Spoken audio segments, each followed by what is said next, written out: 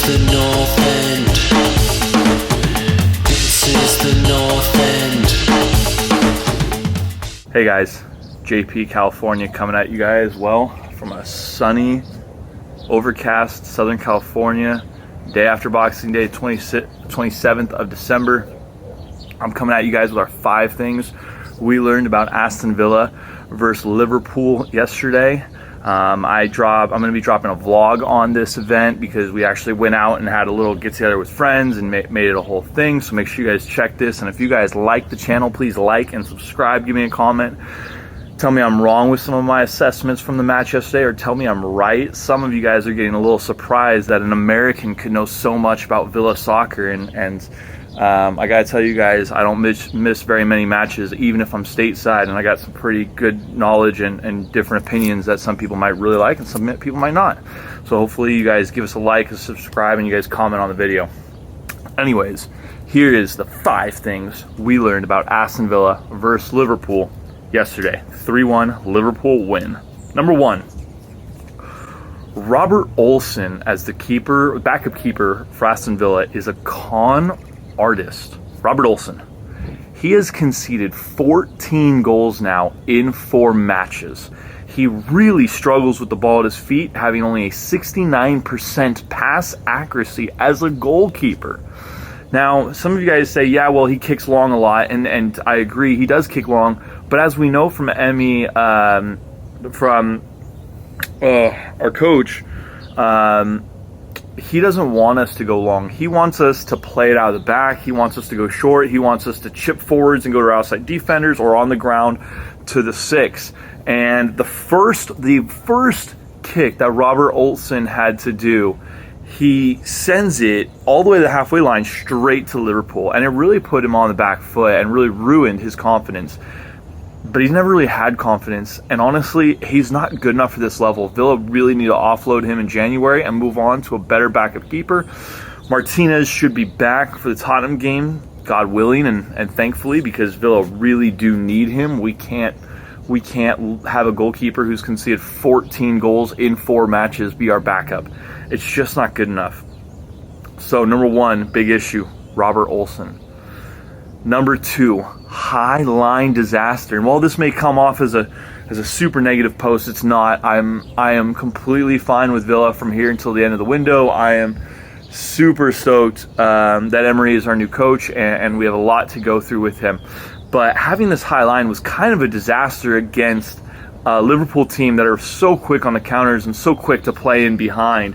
I mean, if Darwin Nunez was actually a striker, it would have been 7-0. He had 1 goal chopped off for offsides. Liverpool scored 3 other ones, so that's 4 goals. And honestly, they should have had about 3 more. That would have been a 7-1 game of just a thromping and a terrible decision from Emery, which was his high back line, which was kind of weird. Luka Dean and Ashley Young were caught time and time again with this back line high up. And it's very strange because we never looked comfortable having this high line, and we didn't play it against United, and we didn't play with it against Brighton. In Brighton, we almost had the whole team on our 18-yard box holding, not allowing space in behind. So why were we so easy to get 30, 40 yards up the field and play this high line that just kept catching us? I just don't know what the plan was, if it was to really squish the space in the center of midfield so that they couldn't pass the ball, or so we could press well, and we did press well in some opportunities, but that high line killed us. So I hope Emery takes a solid look at that tactic and switches it up, because that can't be good for the long-term Villa plan. Number 3, John McGinn. I've been saying it time and time again, John McGinn isn't good enough. I listen to other podcasters, the Claret and Blue podcast, UTV podcast, the Villa View, and none of them wanted to highlight how bad John McGinn was. Actually, the Villa View said he was okay. Not the Villa View, sorry. Up the Villa said he was okay. And Claret and Blue said he looked better. This isn't an eye test thing. You don't get to watch a player and say, well, yeah, I think he was good. Let's look at the numbers. At halftime, he had 14 touches as a center mid. Well, as a right-sided center mid. 14 and a 60% pass completion rate. 60 on 14. That's just not good enough. At full time, he had 38 touches. He had a pass accuracy of 68%. That's abysmal. That's terrible. Let's compare that with some of the other center mids. Douglas Luiz had 82 touches. Emi Buendia had 58 touches and a 73% pass rating. Kamara had 66 touches and a 90% pass completion rating. So how do some of the other podcasters let John McGinn go with treason? He's not good enough for this Villa team. He hasn't been for almost a year now. And I'm tired of watching guys that I watch on the YouTube that I really do respect and watch every episode for, continue to negate him, continue to look past him and look at other guys and say, well, these guys were wrong, but he was fine. John McGinn was one of the worst players on the pitch yesterday. And if you didn't if you didn't see that, you need to go back and have a really solid look. John McGinn needs to be replaced and needs to be let go. He's just not good enough anymore. So, number 3, John McGinn. Sad to see him go. Goodbye, meatball. Number 4, chances created. Between Ollie Watkins and Leon Bailey, we had 8 shots between the two of them on frame-ish. Okay, maybe wide, but still opportunities. Really clear-cut chances. And we scored 1 goal. A lot of people were blasting Watkins for his finishing, but Leon Bailey was just as bad. There's that ball that was skimmed across the deck, and he comes in and he just completely whiffed it. There was just the same amount of shots for Ollie Watkins as there was for Leon Bailey, but Ollie Watkins scored 1. Now, Ollie Watkins had really good opportunities as well and should have finished more, but the fact is both these guys need to finish. They need to get a striker coach. They need to get a shooting coach in at Villa Park so that 1-in-4 ratio or 1-in-8 ratio turns into a 50% ratio. If we had finished some of our opportunities, this game would have been a completely different game. And some of my friends were saying yesterday we needed to finish our opportunities, and I still think it was the defense needed to do better at shutting them out, but they are right. We need to finish our opportunities when they present themselves, especially against a team like Liverpool. If we expect to move up the table, we have to be at a 50% completion rate for those shots, maybe even a 40, 30%. But it's just not good enough from Ollie Watkins and Leon Bailey.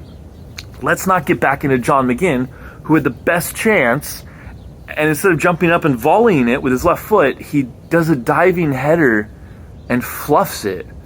It was terrible. So, Ollie Watkins, Leon Bailey, I got faith in them. Maybe a new striker in January, but I do like those two. I think Danny Ings' legs are kind of going on him, and it's time to move him along as well. And then, number 5, starting lineup. I can't wait for Villa to get back to the complete starting lineup. Get Robert Olsen out of there. He's not good enough. Put in Emery Martinez, the World Cup champion winning goalkeeper. That guy is top notch, and when he's put back in, I think you're going to see a whole different defense, one with confidence, because they believe in the keeper behind them. Put in Matty Cash for Ashley Young. I don't know what Emery was thinking starting Ashley Young at right back against the Liverpool team so quick and so mischievous behind him. I think Matty Cash needs to be starting in that moment, and dropping John McGinn for Leander Dendoncker would be probably a smart move. This can allow Dougie to pull out to the right a little bit and Leander and Kamara to be in the midfield. I just think once we get a completely healthy starting lineup again, which I know is very rare, with a few games under our belt, I think Villa will have a decent-sided team here that can really push on for a top 10 spot. So for me, getting back Cash Martinez, getting John McGinn out and someone else in is a big kind of no-brainer for me. So starting lineups, number 5. So let's go through that again. Number 1, Robert Olsen. Ain't good enough. Number 2, high line disaster. What was Emery thinking? Number 3, John McGinn. Ain't good enough. And I can't believe other YouTube channels are not seeing this like I see this. Number 4, chances created. They'll come good. They'll come good. And number 5, get our best 11 back on the pitch. Guys, this is JP California coming in before the rain comes down in sunny Southern California. wishing you guys a happy holidays, a Merry Christmas, and a Happy New Year. If you guys like this content, please like and subscribe. Give me all the content. Give me all the comments, and I will get back at you.